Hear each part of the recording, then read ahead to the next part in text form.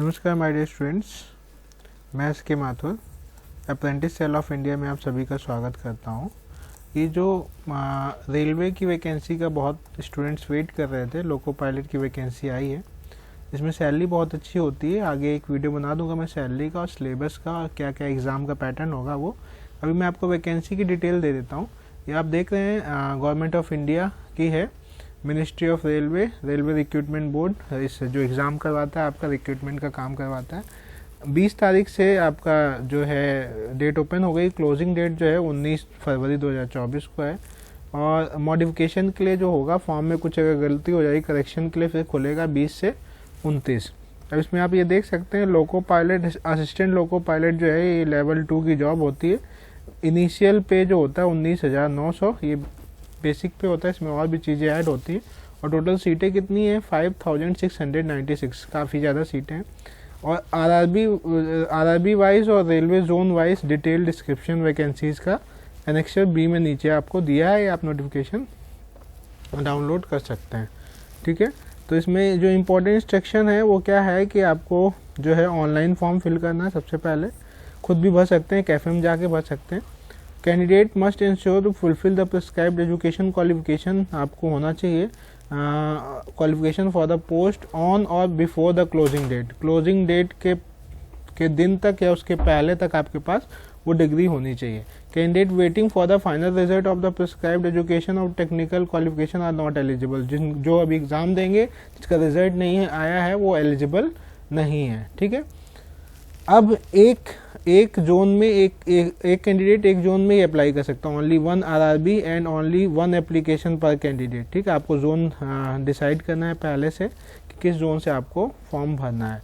Eligibility क्या है, कौन कौन फॉर्म भर सकता है वो आप देख लीजिए। एलिजिबिलिटी में provision based on the detail furnished by the candidate in the application, the RRB will not undertake detailed scrutiny of the application for the eligibility। देखिए आप जो भी फॉर्म भरेंगे उसी को वो सही मान लेंगे। therefore candidate will be accepted only provisionally। ठीक है, अभी आप लेकिन बाद में डॉक्यूमेंट वेरिफिकेशन होता है, अगर उस समय आपके कागज़ सही नहीं पाएगा तो आप निकाल दिए जाएंगे। Fulfilling basis eligibility criteria are required। candidate must go through the requirement of the education qualification, age, medical standard जो मांगा गया वो सब आप देख लीजिए, एक्सेट्रा जो भी मांगा गया। And satisfy themselves that they are eligible for the post. अपने आप को संतुष्ट कर लीजिए कि आप इसके लिए काबिल हैं। ठीक है, the certificate document support education qualification and age, caste, category ये सब आप देख लीजिएगा। उसके डॉक्यूमेंट आपके पास होने चाहिए, नहीं है तो आप इसको बनवा लीजिएगा। जो क्लोजिंग डेट होगी उसके पहले तक आपके सभी डॉक्यूमेंट रेडी होने चाहिए।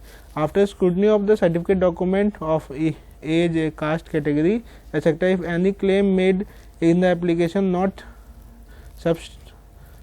Substantiated by the certificate document, जब डॉक्यूमेंट वेरिफिकेशन होगा अगर कुछ भी आपके द्वारा फॉर्म में गलत भरा गया होगा तो आपको निकाल दिया जाएगा। ठीक है, SC ST OBC EWS ये सब आपकी कैटेगरी हो तभी आप भरिएगा। कैफ़े वालों से भरवाएंगे तो आपको चीज़ें जल्दी में कई चीज़ें गलत भर देते हैं। मेडिकल फिटनेस आप देख लीजिए। Candidate who are found medically unsuitable for the post shall not be given any alternative appointment, आपको नहीं मिलेगा। एज जो है आपके 18 से 30 साल होनी चाहिए।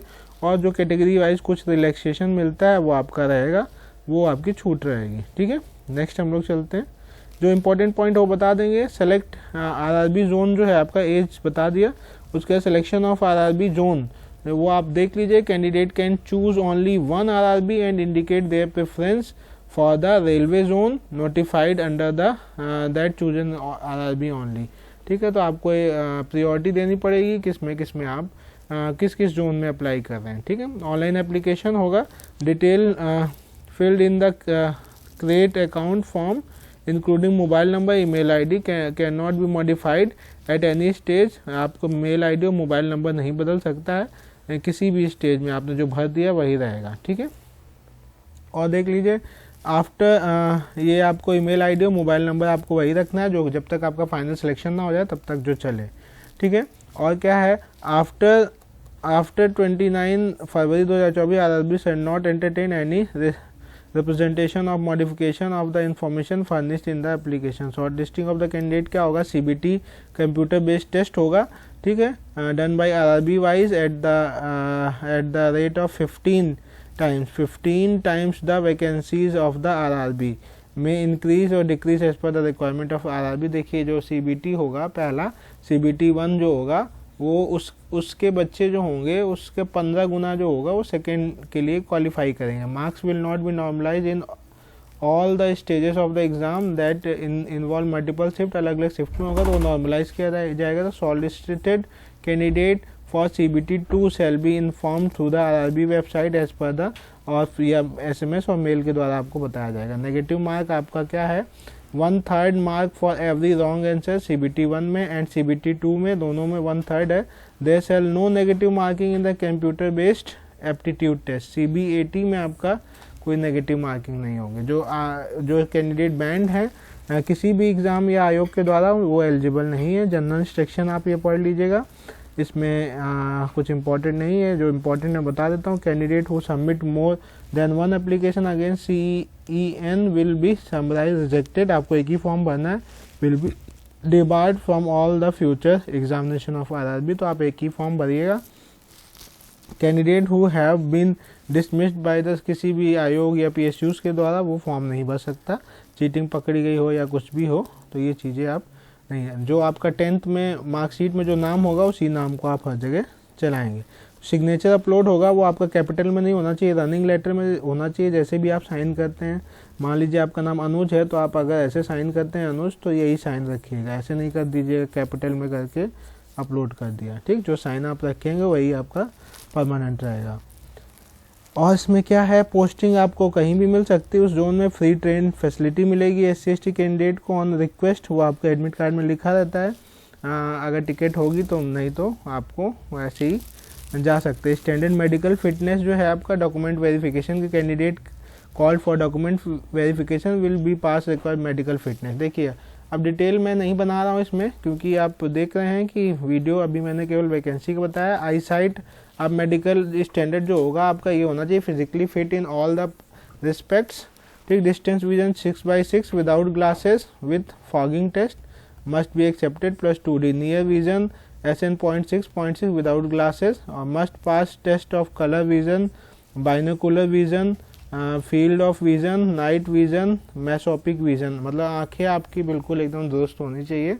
Candidate who have undergo LASIK surgery और any other surgical procedure correct refractive error are not eligible for the post of assistant loco pilot. के लिए आप कंसीडर नहीं किए जाएंगे अगर आपने कोई भी ऑपरेशन करवा रखा है। तो ये आप देख लीजिएगा, अगर आप एलिजिबल हैं तो आप इस पर फॉर्म फिल कर सकते हैं, और अदरवाइज़ और यहाँ पे आप एज रिलैक्सेशन जो मिलता है कैटेगरी वाइज वो आप देख सकते हैं।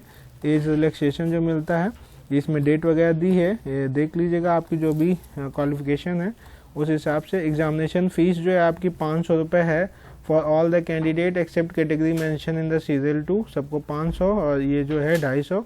Only candidate who attend CBT 1 will get a refund of their examination fees as mention above, ठीक है। आपका जो है वो रिफंड आ जाएगा जो कैंडिडेट आपको पेपर 1 का एग्ज़ाम देंगे, ठीक है।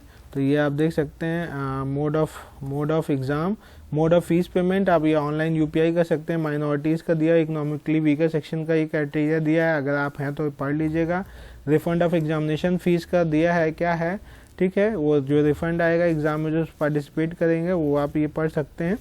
All the candidate must clearly mention their bank detail, their application form, name of the bank, name of the account holder, account number and IFSC code for receiving the refundable portion of the examination fees 400 और 250 as per the applicable minus bank charges सब घटा के आपका पैसा आ जाएगा। Vertical reservation ये सब आ गया। और इसमें कुछ इम्पोर्टेंट होगा तो मैं बता देता हूँ, क्योंकि बच्चे पूरा नोटिफिकेशन नहीं पढ़ते हैं, तो इससे आपको जल्दी से पता चल जाएगा। अगर एज का रिलैक्सेशन ले रहे हैं तो आपके मार्क्स अगर ज़्यादा भी होंगे तो आप जनरल कैटेगरी में नहीं जा पाएंगे। जिस कैटेगरी से फॉर्म भरेंगे OBC से या SC से, तो आप उसी में रहेंगे, ठीक है। EWS का ये क्राइटेरिया दिया है, इतना होना चाहिए आपके पास ज़मीन वगैरह, उससे ज़्यादा है तो फर्जी मत बनवाइएगा। जो है एलिजिबल वही रहिएगा। एक सर्विसमैन ये सब आप देख सकते हैं। हॉरिजॉन्टल रिजर्वेशन ये सब इम्पोर्टेंट नहीं है।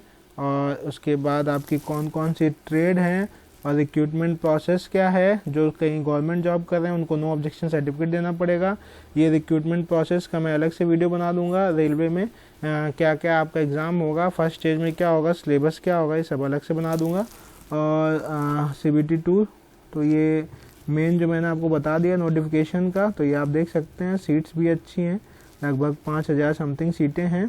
तो इसका आप फॉर्म फिल कर दीजिए, और तैयारी स्टार्ट कर दीजिए। इसका सिलेबस के हिसाब से मैं देख के इसमें कुछ वीडियोस भी डालूंगा आपको, जिस टॉपिक में डाउट होगा। तो ये बहुत अच्छी अपॉर्चुनिटी है आप लोगों के लिए जॉब पाने के लिए। आई होप ये वीडियो आपके लिए यूज़फुल होगा। इसको अपने दोस्तों के साथ शेयर करिए, ज़्यादा से ज़्यादा लोगों को फॉर्म फिल करवाइए और तैयारी भी करिए, तभी सिलेक्शन होगा। Thank you for watching this video. Thank you a lot.